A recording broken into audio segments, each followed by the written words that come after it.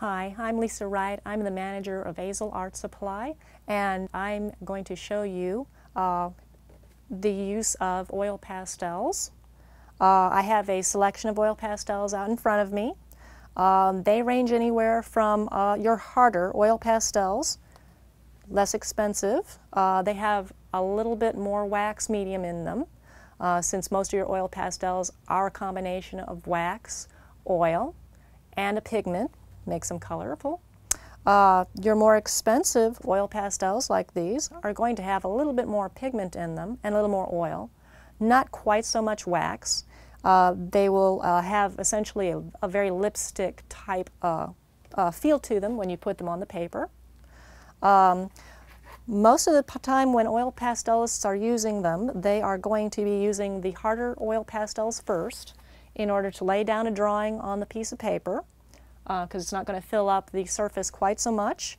A lot of times they might start with a China marker, which has also a very similar feel, a similar makeup to them, like the harder oil pastels.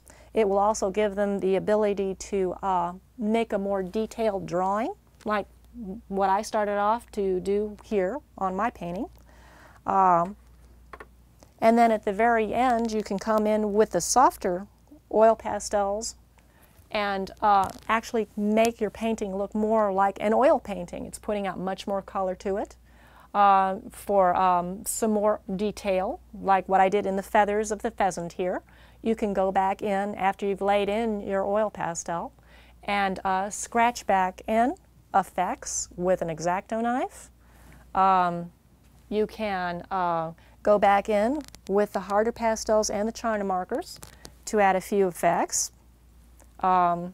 There's also a water-based oil pastel on the market nowadays, which work a lot like the harder ones like these, except for the fact that if you go back over them with a wet brush, it'll turn into watercolor, like what I've done here.